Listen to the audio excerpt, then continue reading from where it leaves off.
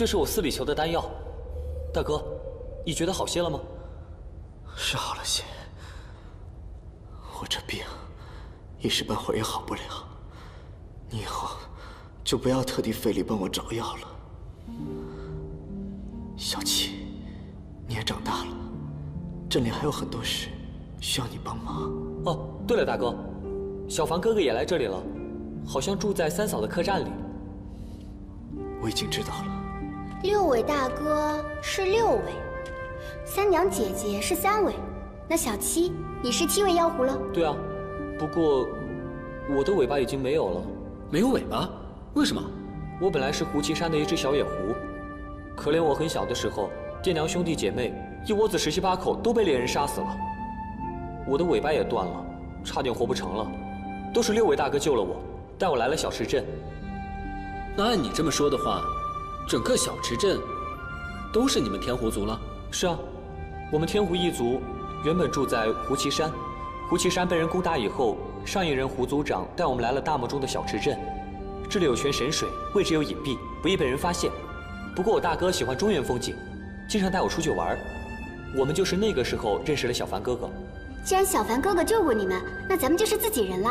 要不你带我们出去找他吧？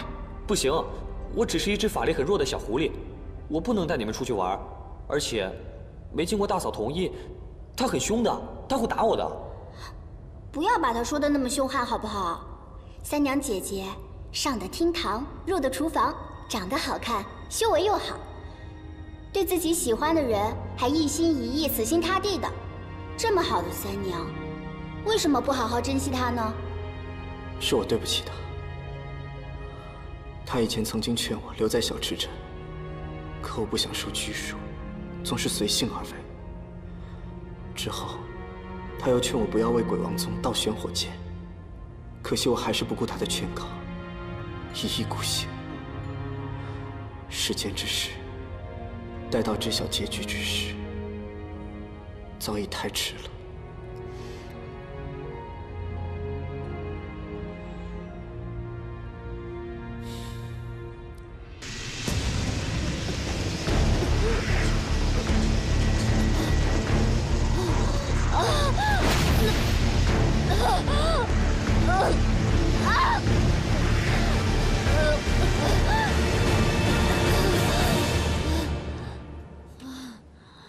只要你交出玄火剑，便不用再受着蛊虫噬骨之痛。我死也不会把玄火剑交给你的。好一只痴情的狐狸！若你那6尾情郎因此而怜惜你，你也算是死得其所。只可惜，你为他铤而走险，冒死偷玄火剑给他疗伤，而他对你却毫无情意，从头至尾不过是在利用你而已。否则，他怎么不跟你一起相依相守，却让你独自承受这般苦楚？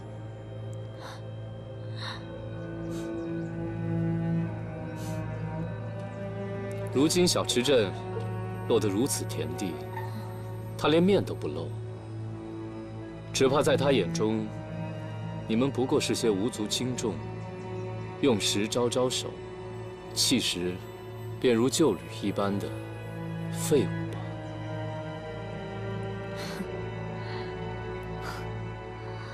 我与6位大哥数百年的情谊，岂是你这种无情之人能懂的？就算我们不在一处，我们也是两心如一心。就算大哥负我，我也绝对不会背叛他的。你就死了这条心吧。好啊，既然你们两心如一心，那便看看他这千年修为的魔狐能否感受到你这噬心之痛吧。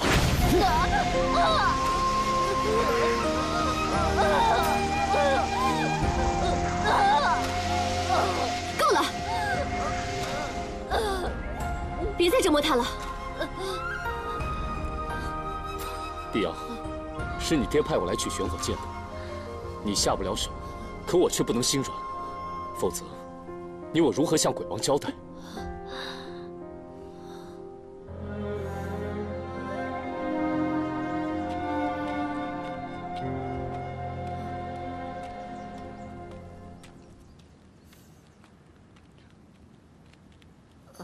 把他关回去，别让他跑了。我去审问李寻。是。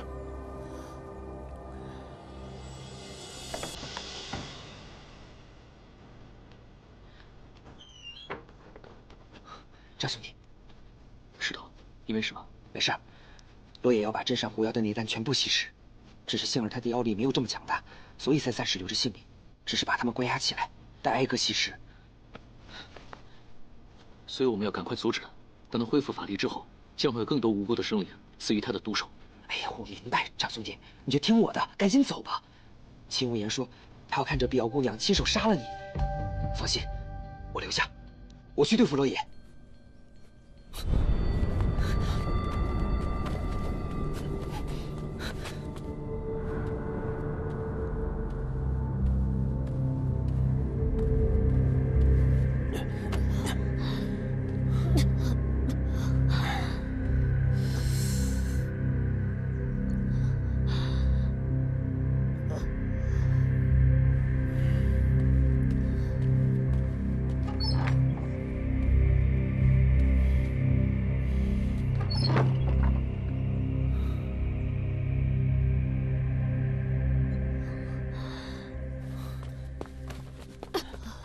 三娘，我来帮你。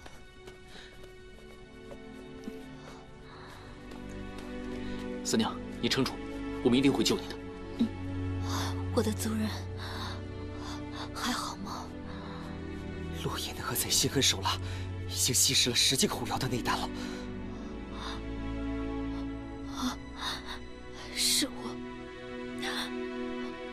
是我害了我的族人。这里又是我娘的故乡，我有责任保护她的族人。你放心吧，三娘，我今天就是拼了命，也要杀了那恶贼。不要！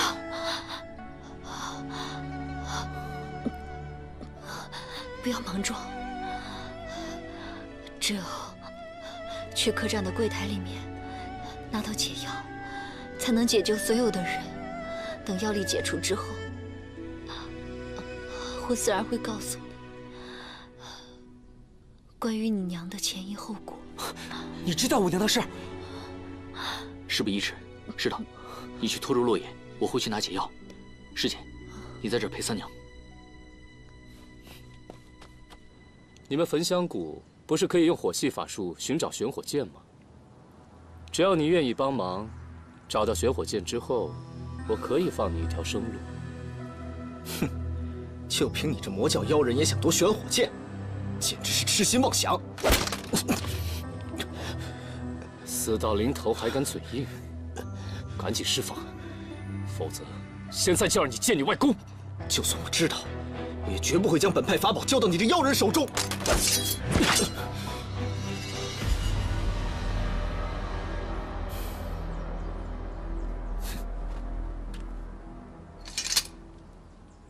既然你不愿意帮忙，那就陪我走一趟吧。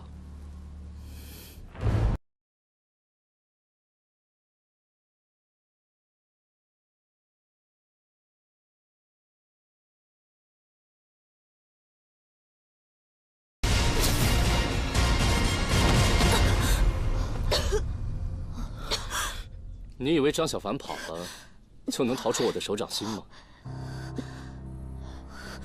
我师弟还会回来的。哦，我倒是迫不及待的想等着他回来呢。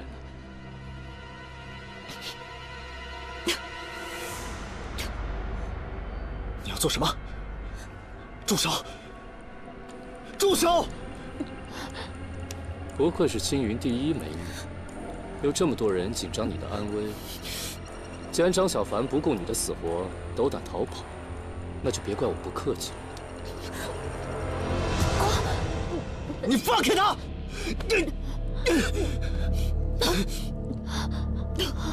等张小凡回来，就让他看着你如何毒发生死吧。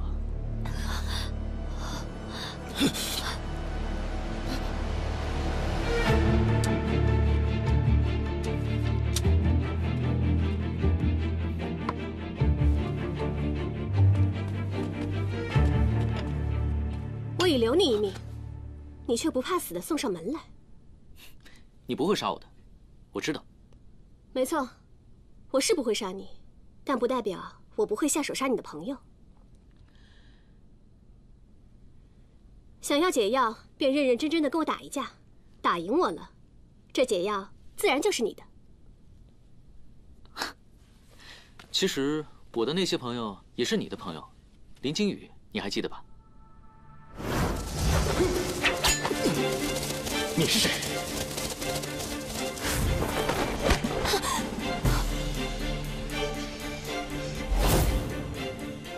惊羽啊，林惊羽。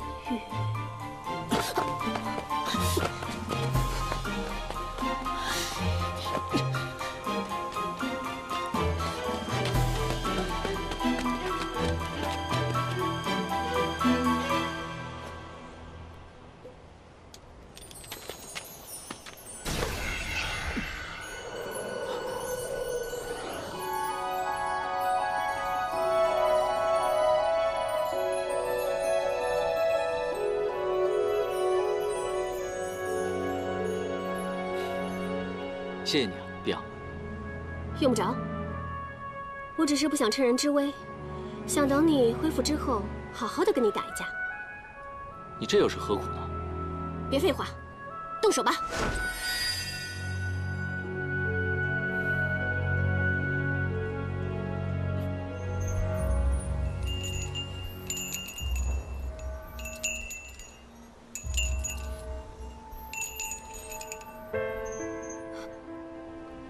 为什么你一拿那个破棍子，我的合欢铃会响啊？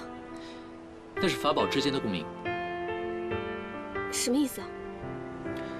金陵清脆，是血雾；一生总被痴情诉。这句话你还记得吗？金陵清脆是血雾。我这棍子上的嗜血珠，和你的合欢铃，曾经是黑心老人和金陵夫人之物。他们之间之所以会有共鸣，那是因为我们在滴血洞的时候，相依为命，生死与共。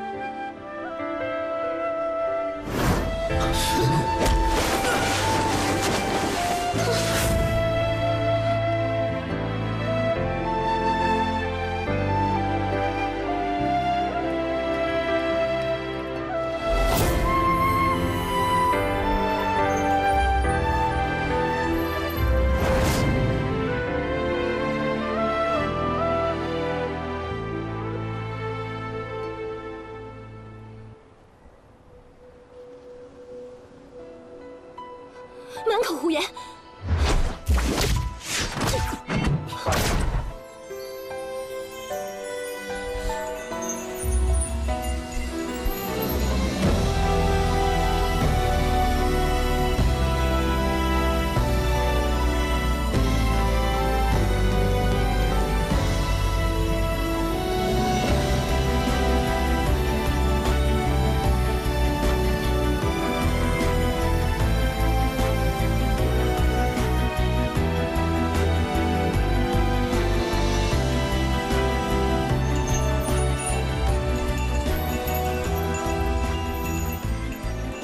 张小凡，我们现在是敌人，你无需留手。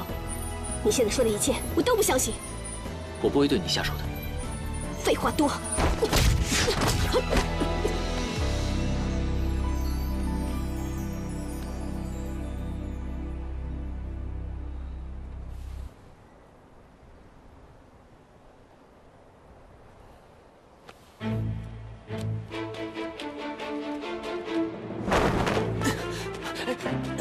张兄弟，拿到解药了。张小凡，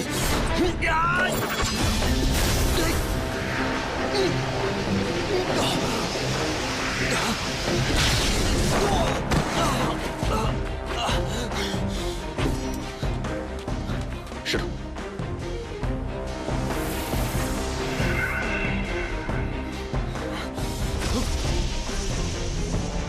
法力恢复了。陆爷，别追了，催眠要紧，走。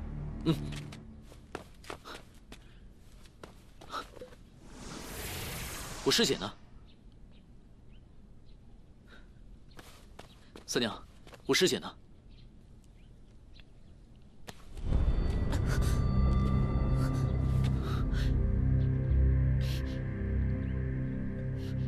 齐无言，张小凡，你的师姐已身中剧毒，7日内便会毒发，去找到玄火剑来换吧，否则只能眼睁睁地看着她毒发身亡。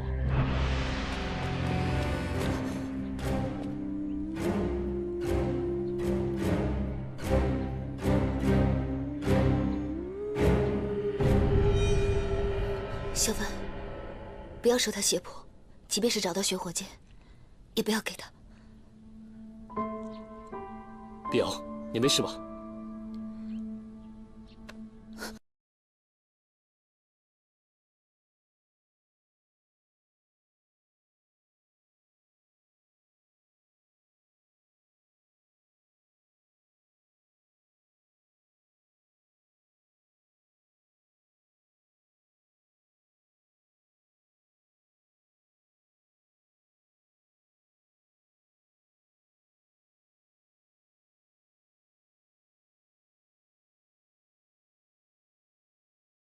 知道玄火剑在你手里，不要再藏着了。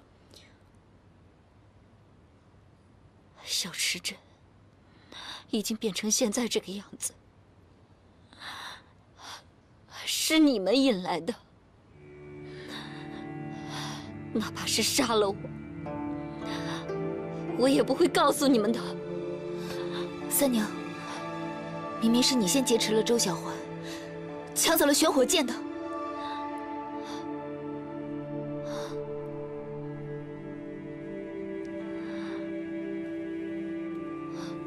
那是六位大哥拼了性命才从焚香谷里带回来的，凭什么给你们？玄火剑是我们焚香谷的至宝，我还没有追究你私闯焚香谷一事，你当真以为我不敢杀你吗？好啊，来啊，杀了我！杀了我，你们也别想拿到玄火剑，更别想救出你们的朋友。住手！张小凡，若不是你当初包庇魔教，有意庇护，也不会有今天。三娘，曾叔叔和小环是被你掳走的吧？是。当初是我出手袭击了小环，抢走了他手里的玄火剑。你要是取我性命，没有关系。可是你也得想想后果，大不了大家鱼死网破。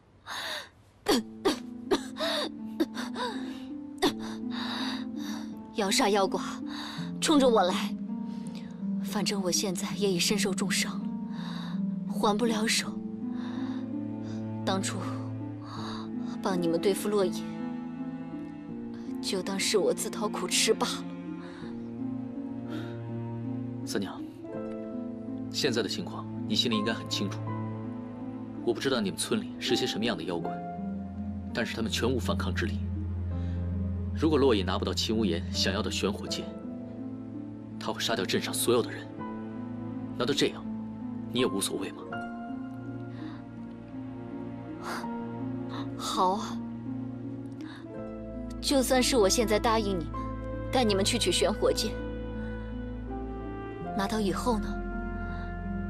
你打算怎么处置？我自有办法。是交给秦无言换陆姑娘的解药吗？你以为秦无言拿到玄火剑，他会放过你们，放过我的族人吗？你私藏玄火剑有没有考虑过后果？你这叫咎由自取。是。可是你们也给小池镇带来了这场灾难。张小凡，不要忘了法宝的主人是谁。我知道法宝是你们师门的，但如今牵连甚广，以后说不定还会还给你们。但是现在轮不到你说了算。好，你能耐了不起，我自己找。尽管去找吧，不可能找得到。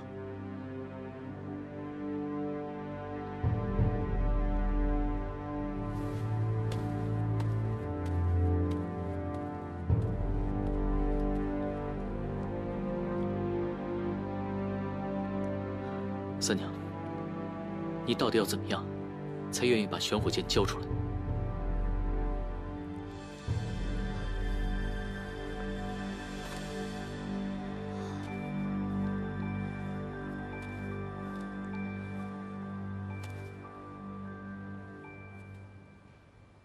首先，我必须确保小池镇的百姓没有性命危险，这是第一件事。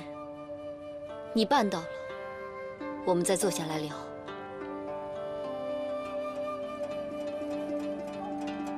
三娘，你这是在威胁我。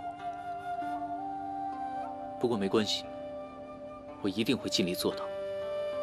等办完以后，你可要记得你的承诺。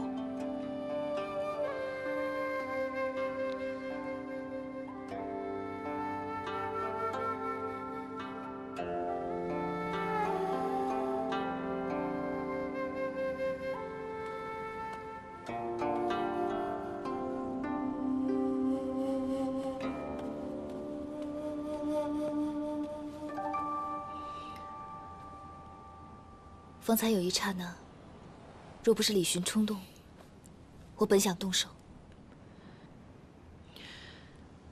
一时之气又有什么意义呢？与冲动相比，我更希望的是能够解开你身上的毒，还要找到小环和叔叔他们的下落。我一定要从三娘嘴里逃出玄火剑和小叔叔他们的下落。三娘为了那个六尾大哥，连自己的性命都可以不要。我们无论做再多，只要六尾的伤一日未好，他就不会把玄火剑交给我们。不过是利用咱们罢了。你说的对，但是他提出了条件，我会相信他一次，姑且先试一试。如果不行，还有后手。还有7日，我宁愿找到秦无言，轰轰烈烈的战一场，也不想把自己的性命寄托在一只妖的身上，让他交出玄火剑换我性命。而且三娘说的对，秦无言这个人奸诈狡猾，是不会兑现承诺的。我知道秦无言不会，他只想找到他一直想要的宝物。其实不用找到玄火剑，就拿法宝当诱饵，把他引出来，这样就可以了。总之，无论如何，我一定要解开师姐身上的毒。我也绝对不会让秦无言得逞，放心吧。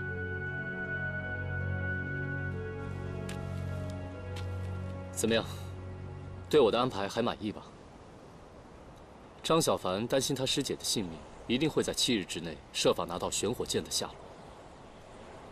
你确定他能找到？那就是他的事了。如果找不到的话，那陆雪琪就只能等死了。反正对咱们来说也没有什么损失，不是吗？有时候，所要的根本不必咱们亲自去取，等着他们送上门来就行。只要是敌人，大多数是人；只要是人，就有弱点。怎么样？对我的决策还满意吧？如果拿不到的话，他就会来求我们。到了那个时候，就有好戏看了。用这种事来威胁别人，有意思吗？很有意思。他利用陆雪琪，就像先前利用你一样。这下，他可真是难办了。你猜，他会不会在乎陆雪琪的性命？你说他利用陆雪琪像利用我一样，他和那女子相识多久了？是什么关系？既然是利用，为什么要付出这么多呢？你不觉得你说这些话很自相矛盾吗？他们是同门，不知是哪座峰的得意弟子，反正为了讨好师门往上爬，便可以拉拢，很正常。总之，他不会让陆雪琪死的。无耻！是，那小子的确是无耻。我是说你无耻，你比你口中的张小凡还要无耻。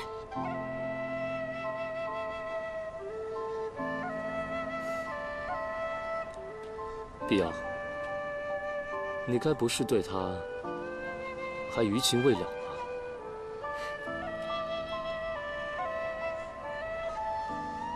其实，我觉得张小凡对陆雪琪也没有多少真心。你要是真在意，就当我为你出气还不行吗？要你管！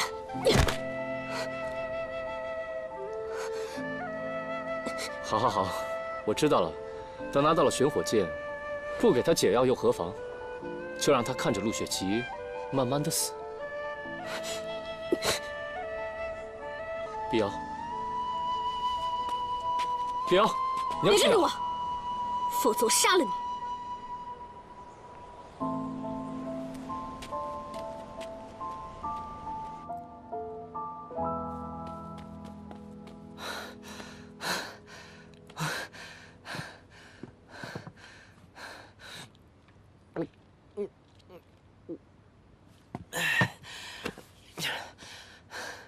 村里村外都找遍了，还是没有曾叔叔的下落。只有满月井附近我没有去找，我怕碰上秦无厌和陆野他们。不如你陪我去一趟。不必了。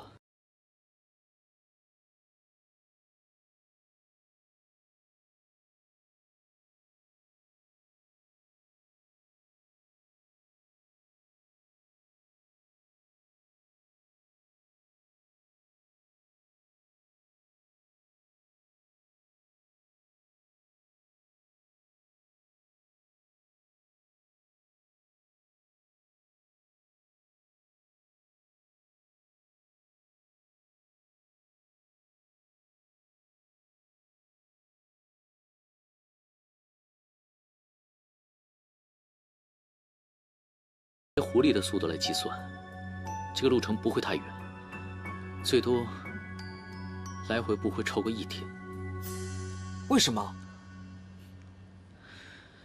还记得我们刚来的时候，也就是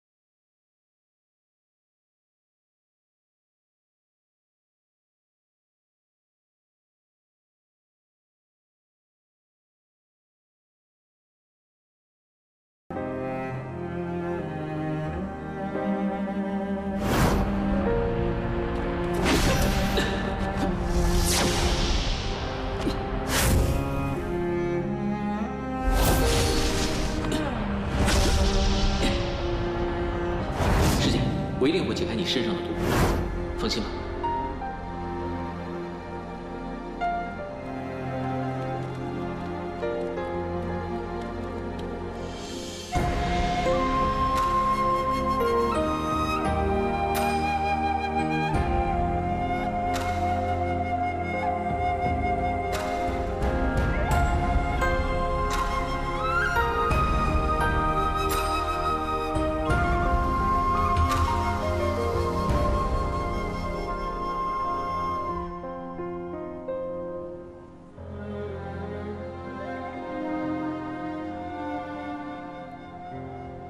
我虽然中了毒，但是武功没有废。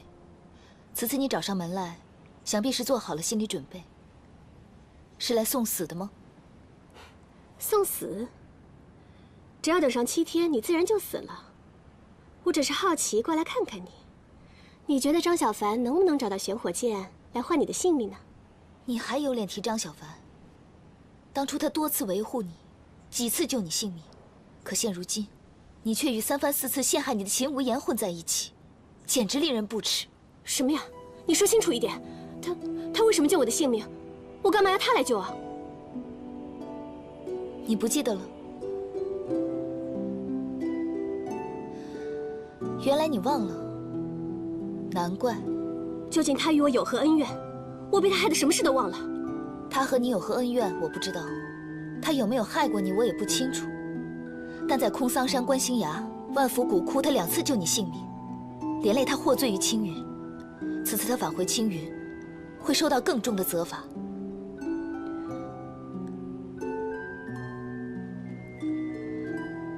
你们魔教众人恩将仇报，寡情凉薄，这点小事，你们自然不会放在眼里。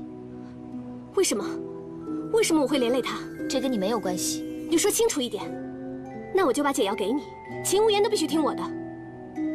你以为我只剩7天性命，就会屈辱地向你哀求吗？休想！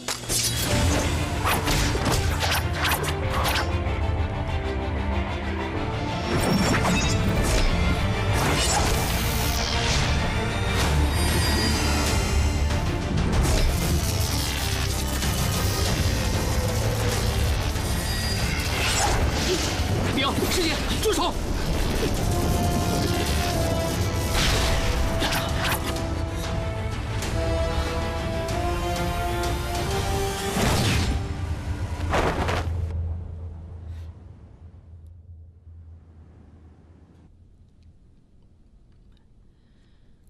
叔叔说，你会将私情跟大义分清楚，可事到如今，你还在维护他。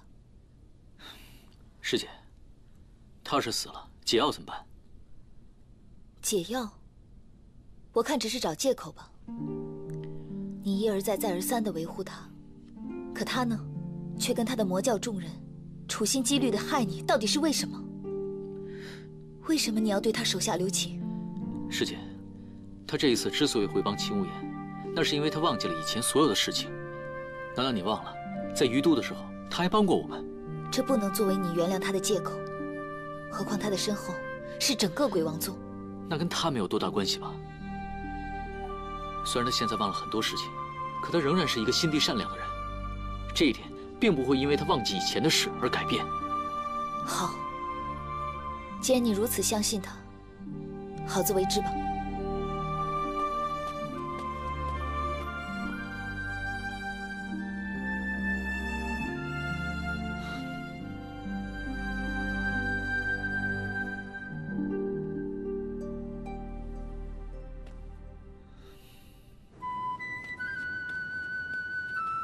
公子，您看，这镇上还有这么多妖怪。您不是答应过我，只要控制了小池镇，您便任凭我吸食他们的内丹真气，来增强我的修为。我说的是，拿到玄火剑之后，镇上就交给你处置。现在你拿到玄火剑了吗？是，可是他们迟早会交出法宝的，指日可待嘛。那你现在想去添什么乱？给我打起精神，不要再节外生枝了。是，可是我就怕三尾那娘们儿脾气倔强，到时候她要是不肯交出法宝，再打起来两败俱伤，那内丹真气可就没了。不如这样，公子，咱们先去镇上抓几只妖怪，当着他们的面吸食修为，来威胁他。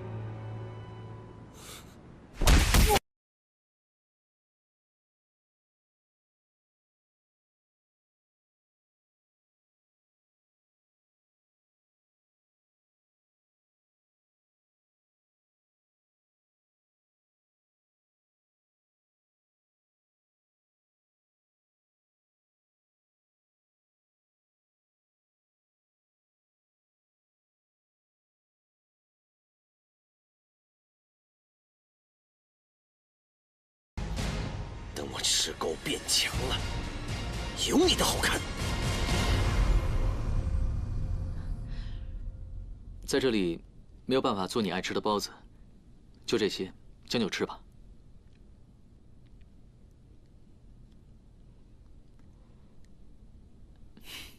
放心吧，我不会像秦无言一样在吃的里面下毒。你不信？我吃给你看。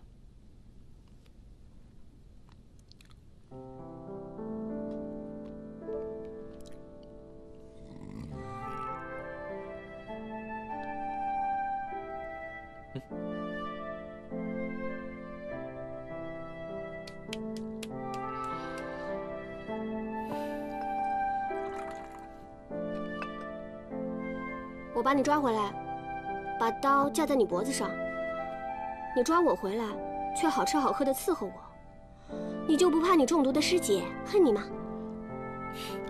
放心吧，我师姐不是那样的人，我一定会找到解药，解开她身上的毒，我不会让她死的。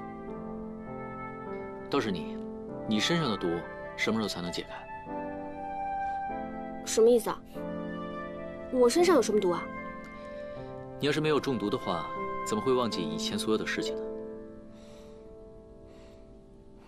我爹跟我说，在碧火天冰湖里，你害得我身受重伤，一躺就是1年。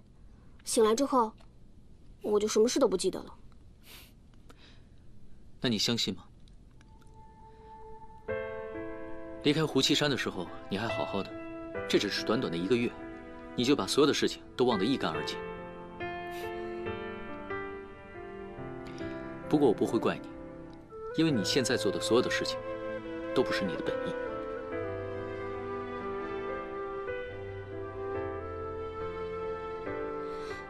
我总感觉，我跟你之间好像发生过什么重要的事。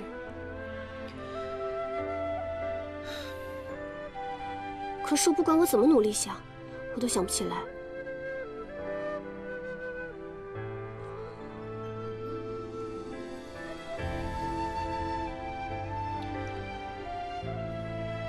本以为我们俩正谋殊途，天各一方，断了来往，起码有美好的回忆可以回味。可是现在，连最后的念想都断了。可能这就是天意使然吧。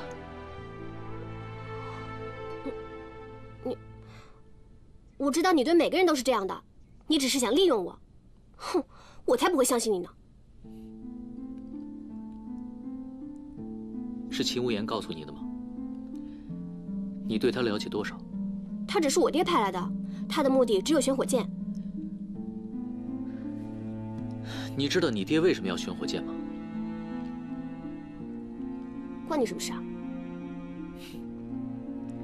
你爹需要选火箭，是因为他想复活兽神。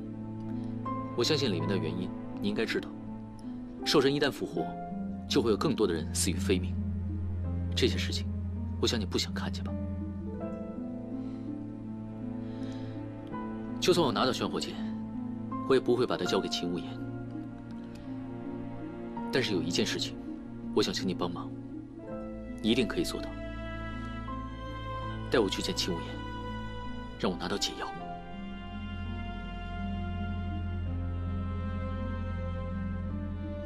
哼，你去拿选火箭换呀？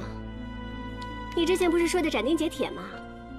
你师姐的性命跟我有什么关系啊？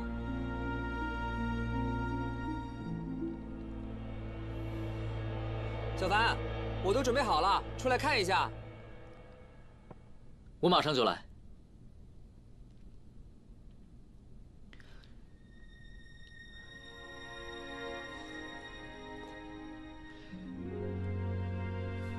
你随时可以离开。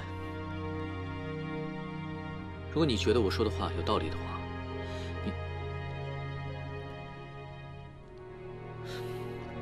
总之你想清楚吧。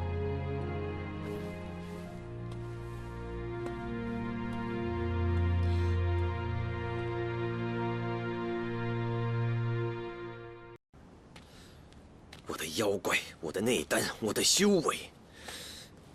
妈的，那个小娘们去哪儿了？简直是耽误老子的事儿！去！滚！你陆爷，不要杀我！我是来投靠你的，不要杀我！滚！你之前把青云门的弟子弄走了，还没给你算账，现在来献什么媚？陆爷，是我的错，都是我的不对，你听我解释，我没想到你法力如此的高强。现在镇上出了这么大的事儿，求您行行好，救救我吧！怎么了？什么情况？青云门弟子和分享谷的互相起了内讧，说什么玄火剑就藏在镇子里，逼着老板娘交出法宝，不然就杀光镇上所有的妖。他们还说，每隔1炷香就杀一个。真的？当然是真的了。他们还说，反正您会回到镇子上来，为了不让您吸取他们的内力，索性就杀光镇上所有的妖怪。可杀到一半的时候，他们就互相打了起来。张小凡被李寻捅了一剑，半死不活地躺在地上。陆雪琪提着剑，现在正满世界的找妖怪去了。那些妖怪都是我的，带路，快走！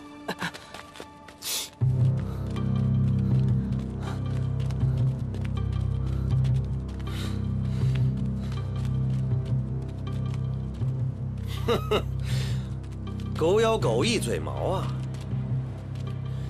当初逃出老子帐篷的时候，可曾想过有今天？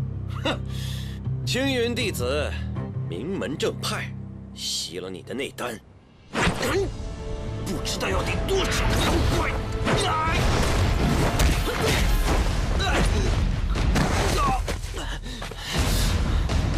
阴我！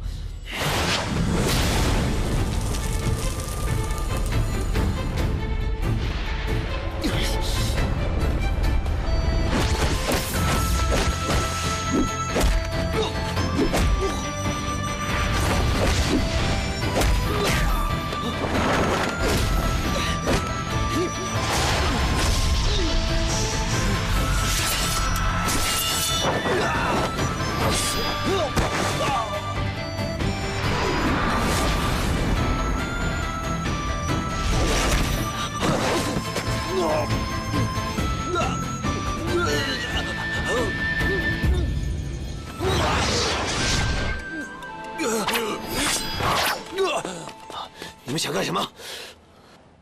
把解药交出来吧。解药不在我身上，解药在秦文言那儿。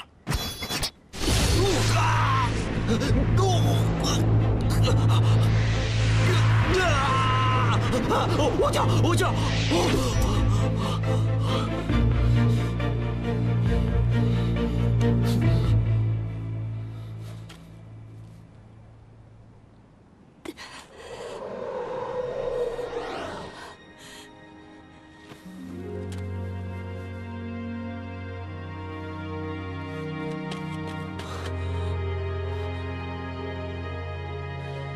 大嫂，这镇上怎么了？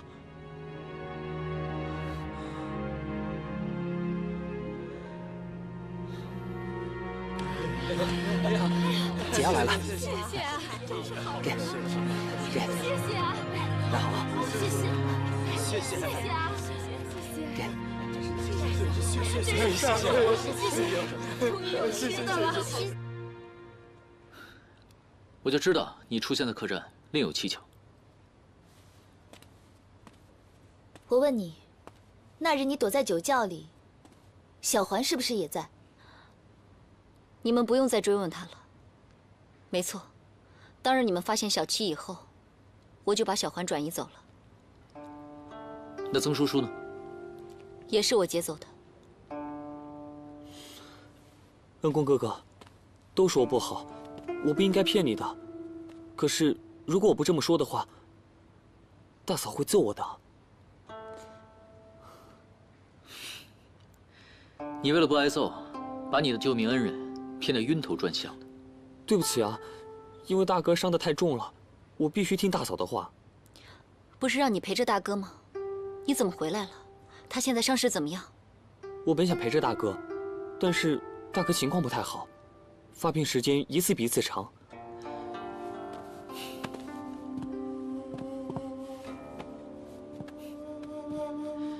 玄火剑是不是在六尾那里？我知道六尾受了重伤，他救过我的性命，对我有恩。但是你总这么拖着，只会两败俱伤。现在你只能相信我们。大哥从焚香谷盗取玄火剑时，中了上官侧的九寒凝冰刺。我以为只要拿到玄火剑，就能将寒冰刺的冰毒从大哥身体里面驱逐出去。可是，没想到居然牵出这么多事来。大哥有鬼王给的避水寒梭，其实没事的，都是那个什么玄火剑，突然喷发出黑气，大哥像中了魔一样，才会让上官刺给刺伤的。玄火剑发出黑气。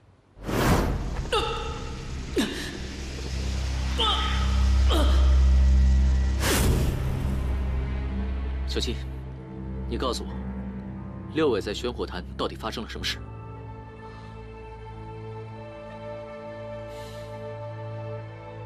我们到了焚香谷以后，大哥怕我有事，让我一个人在外面等。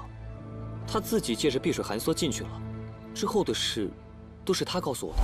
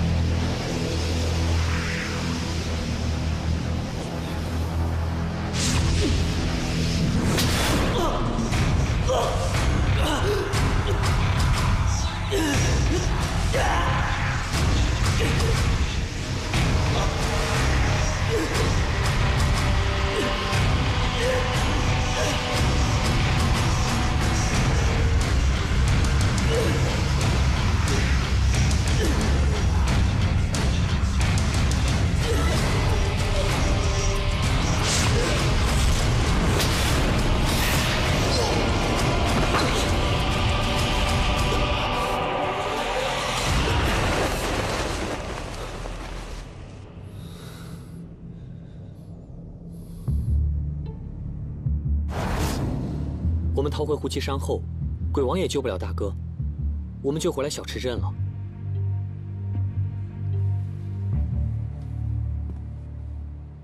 大哥回来以后，我想尽了一切办法为他治伤，却是半点起色也没有，反倒越来越严重了。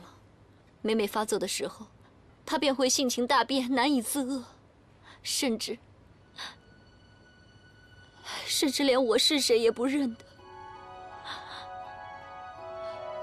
那天大嫂耗损修为为大哥疗伤，谁知大哥突然发狂，大嫂花了好大一番功夫才把大哥制服。之后，便把大哥藏在黑石洞，希望洞中烈火能够稍微缓解大哥体内的寒毒。寒冰不会让他发狂的，一定还有别的原因。所有的办法我都试过了，可是他的情况却越来越糟糕，而且。 我根本就无法使用玄火剑为他治伤。张小凡，你能救救他吗？求求你，若是你能救他，哪怕拿我的性命去换取，也未尝不可。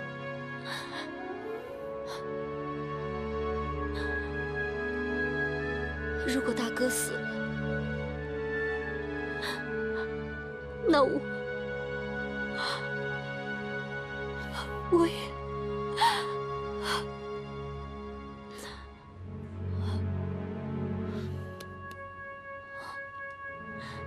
事情还没有到最后，你先不要这么悲观。黑石洞在哪儿？好，我现在就带你过去。三娘，六位与我有恩，我一定会鼎力相助的。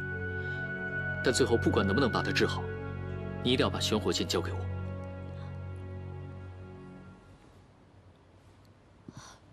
若是大哥不在了，我要这宝物，又有什么意义？不用管我，尽快找到玄火剑，不能让它再次落入魔教手中。我们首先要找的秦无言。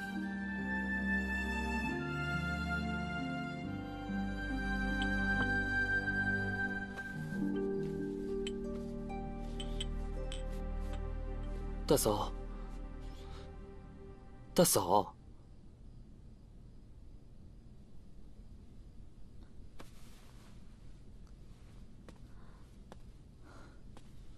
你就留在小池镇，照顾大伙吧。大嫂，万一大哥他……那你是不是也不回来了？不要不高兴嘛。曾叔叔和小环姐姐，他们都是很好的人，他们在想办法救大哥。他们没有怪你，说不定小凡哥哥也有办法呢。我如此待他们，他们还在想办法救大哥。等我回到了黑石洞以后，我会把他们送出去的，你不用担心了。那大哥他……你就不要胡思乱想了，我们会回来的。那你要答应我啊，大嫂。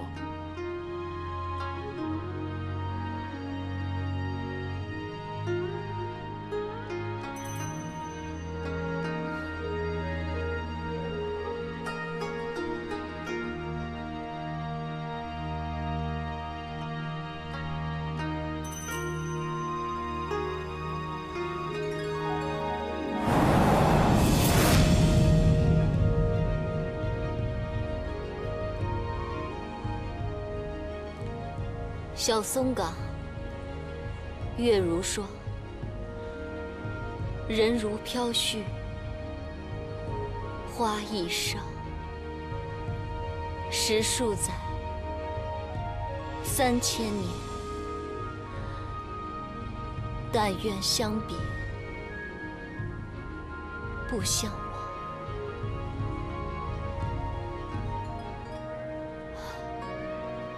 可惜现在不是月圆之夜，不然以虔诚心愿，俯首看他，必定能够得偿所愿。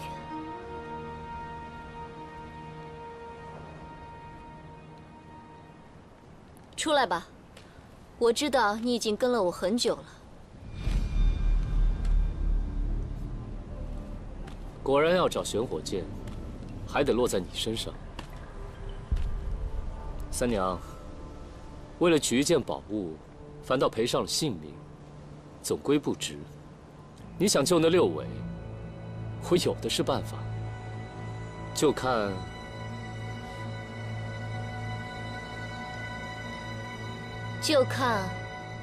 我愿不愿意跟你合作了。果然是个明白人。你来这儿，想必已经想好了。想好了。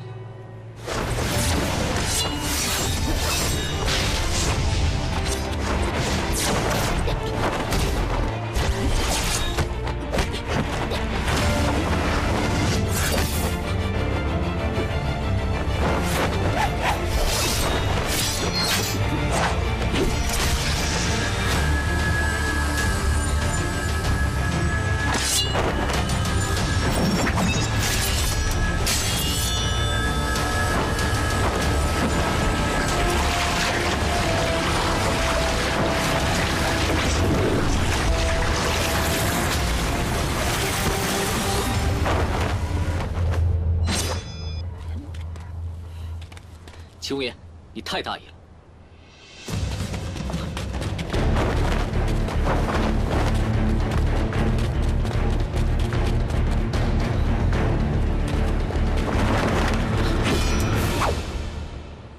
快把解药交出来！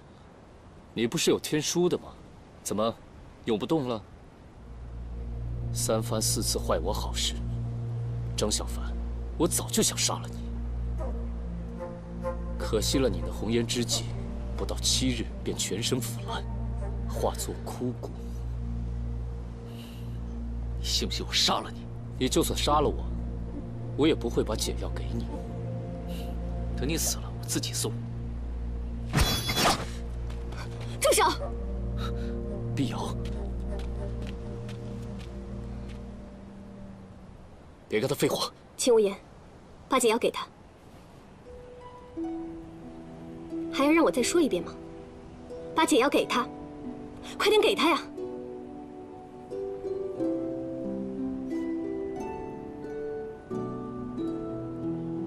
听不懂我说话吗？给他呀！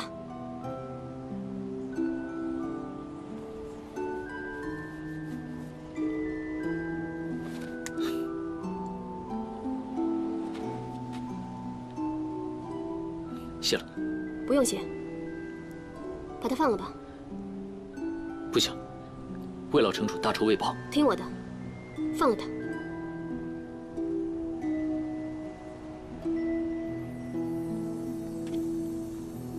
秦无言，我忍受不了你的小伎俩，回去告诉我爹，就说是我赶你走的。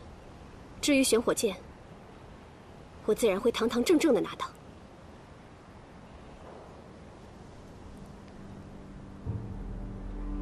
既然这样，那我就放你一马。下一次可没这么简单。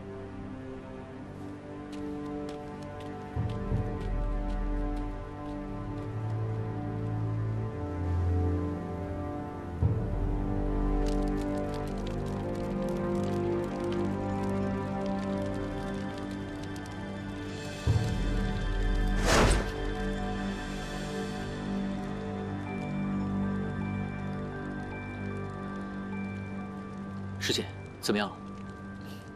我现在好多了。余毒清除了，这几日还是谨慎点为好。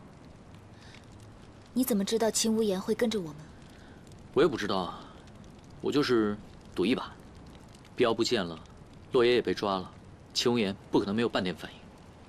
万一没赌对呢？万一没赌对，就拿玄火剑去换解药呗。小凡，我说过，玄火剑很重要。可是人的命更重要啊！大不了再把玄火剑抢回来啊！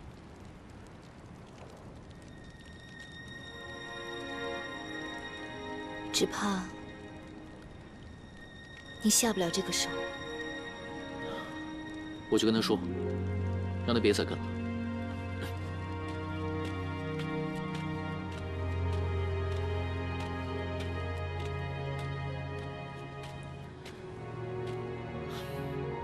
恕我直言，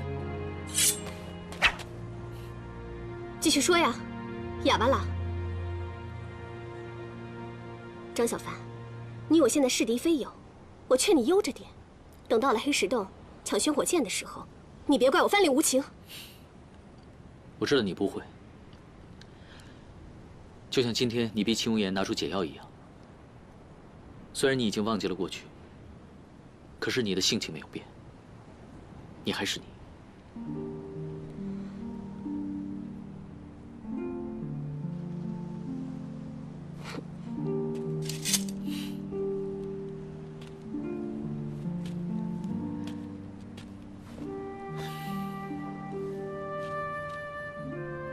其实你跟着我们，不是想要玄火剑，只是想知道过去的事，对不对？谁说的？你不要想当然啊！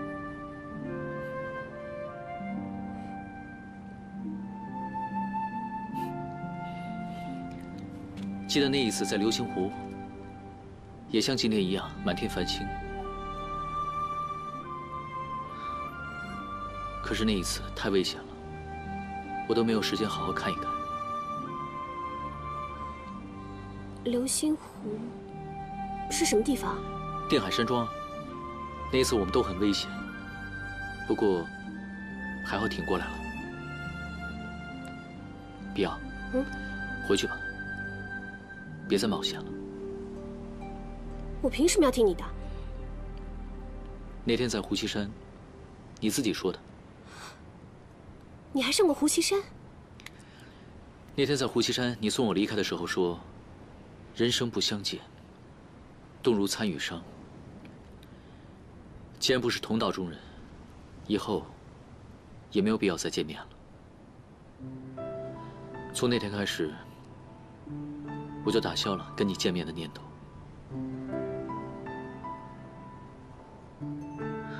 可是，在跟你见面的时候，我就突然知道了，其实有些人、有些事，哪怕过得再久，也始终不会忘记。可是我已经忘了。我知道，也许这对你来说是件好事。回去吧，别让你爹再担心了。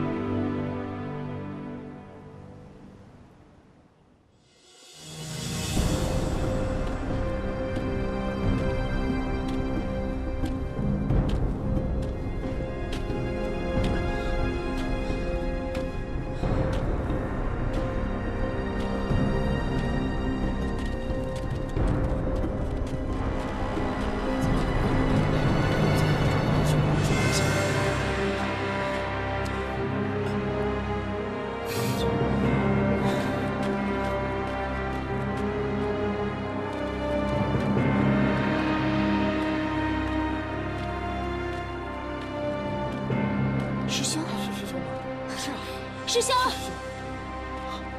焰火，幸好师兄你一路上留有血火记号，我们才能找到这儿。哎，怎么只有你一个人在这儿？张小凡他们呢？那4与1村子妖怪同流合污，我一个人实在无法与他们为敌。不过还好你们来了，走，跟我一起搅翻他们的老巢。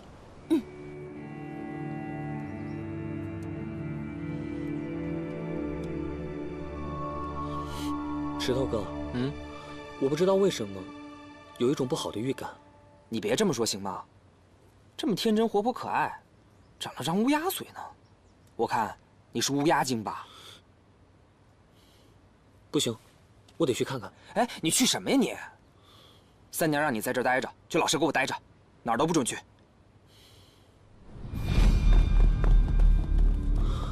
李寻。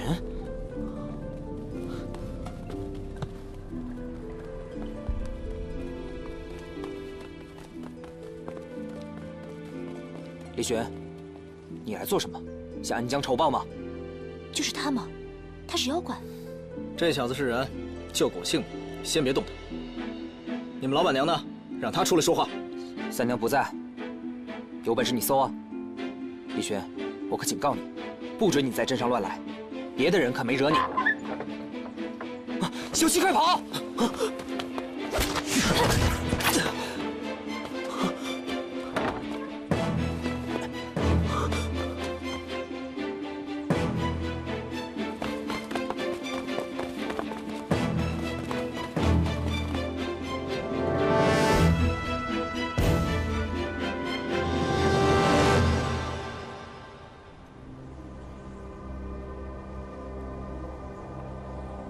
六位就在这里面。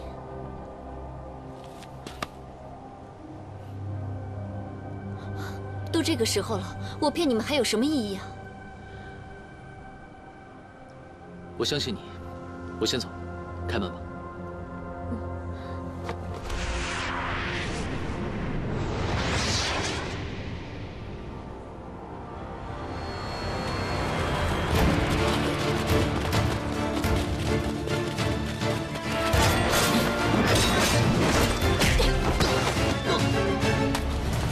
小希，李寻，你想做什么？张小凡，你已经沦为妖怪的保镖了吗？师兄，少跟他们废话。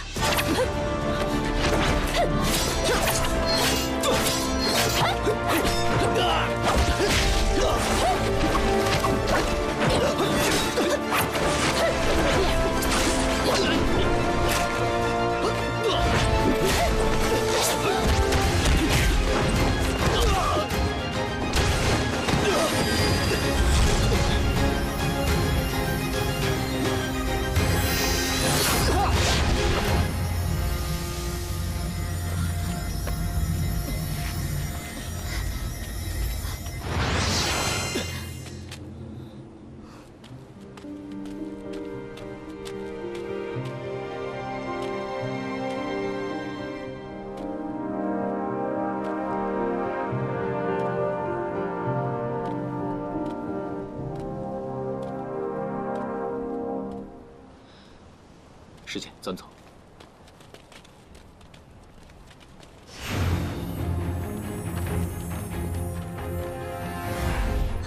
血火记在里面，追！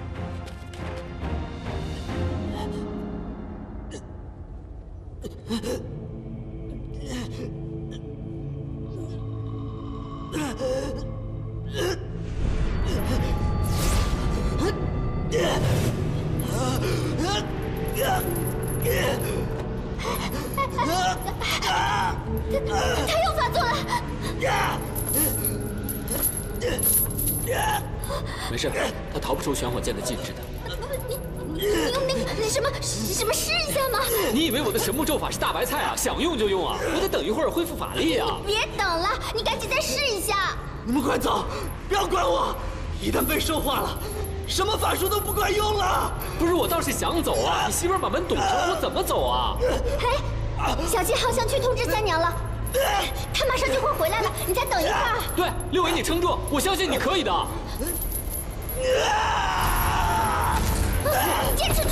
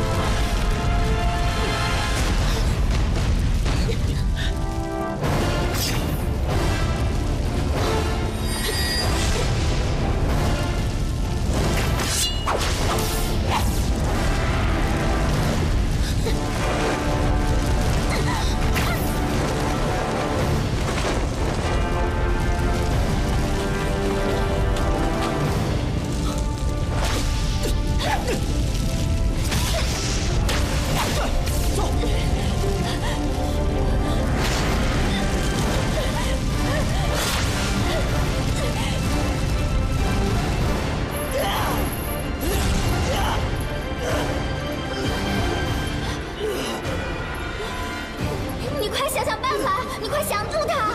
他那么大只，我怎么降住他呀？他快要冲出来了！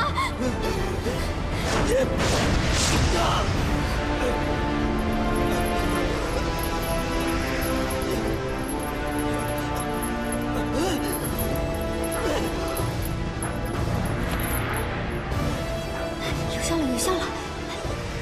把它变小，把它变小！变小？怎么变小啊？我没有办法。哎呀，别停啊！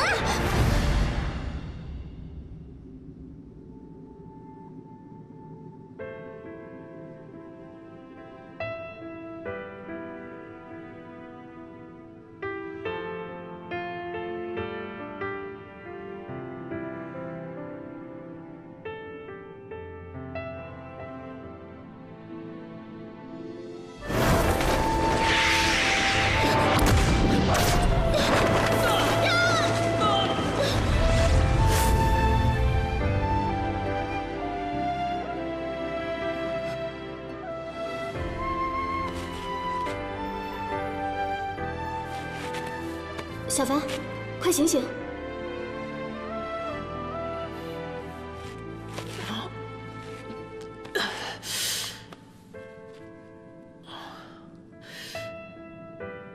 你刚才叫我什么？是吗？我叫你快起来！啊？哦，哎呀，啊！看来我们又走散了，只能靠自己了。我唐露，你跟着我。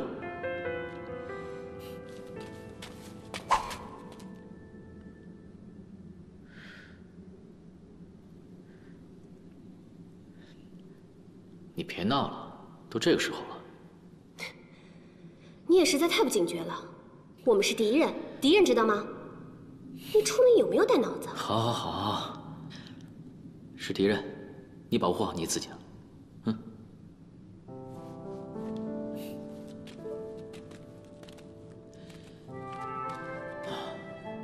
你还记得，在空桑山的隧道里，我们从毒神的手里逃出来？你可能都不记得了。看来是真不记得了。你故意的，明知道我的忘还要问。因为那也是我很重要的记忆。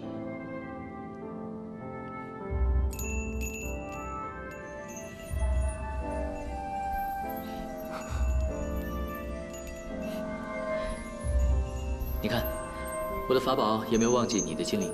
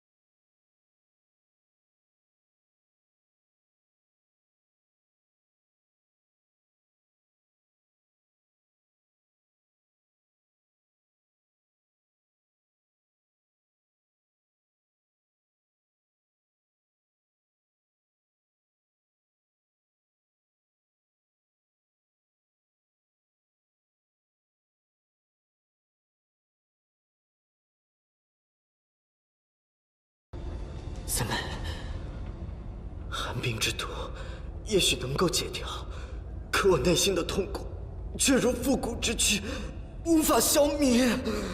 大哥，这到底是为什么？是心魔。从最初，我便陷入了心魔，这一生的执念，对我娘的思念，折磨了我太久。放矢的心魔有机可乘，心魔已经吞噬了我的意志，我正在一点一点地失去自己。不，大哥，一切都会好起来的，你一定要坚持住。三妹，答应我，在我彻底魔化之前，下手杀了我。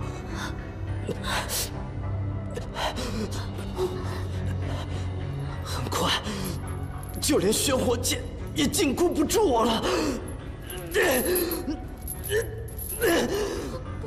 到时候我会杀光所有的人。他又要变了，小心！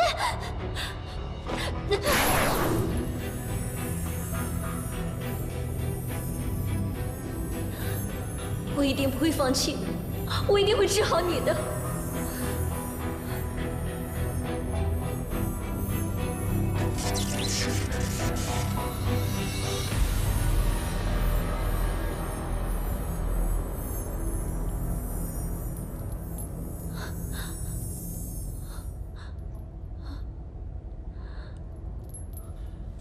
三娘，小凡呢？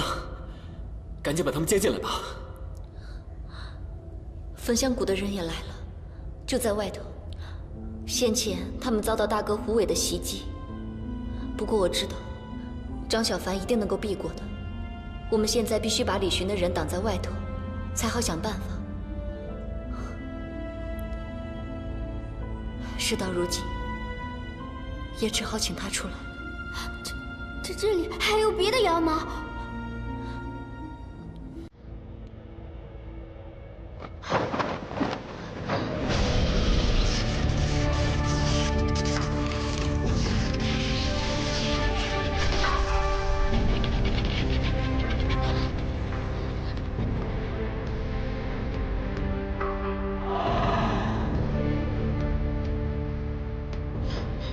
大水蛭，请你帮帮我。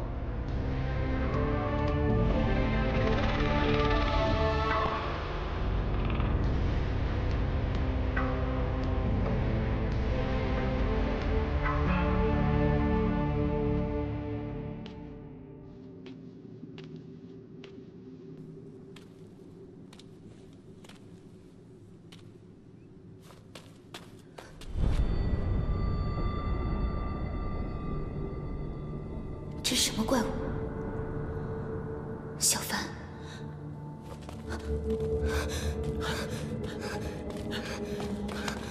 你没事吧？没事。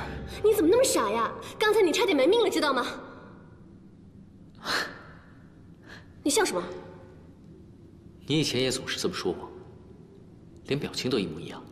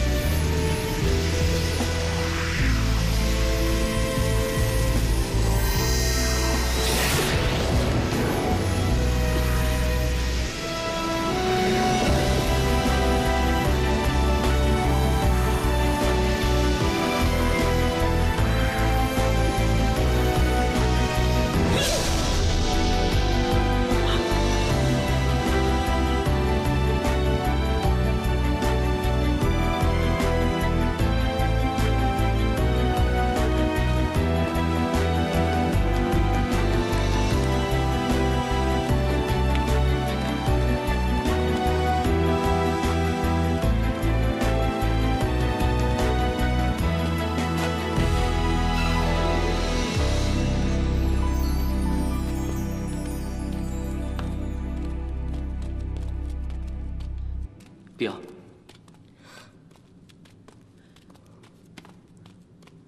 没事吧？刚刚那个金光是什么？是天书。天书？发生了很多事情，你可能不记得。怎么了？我刚才似乎想起了什么，但是好像恍恍惚惚的。我们之间有很多记忆，都是因为找他，可能因为他的力量冲破了你体内的封印，说不定有一天你突然就想起来了。你是说我的记忆被封印了？我只是猜测，先不着急，以后一定能解决的。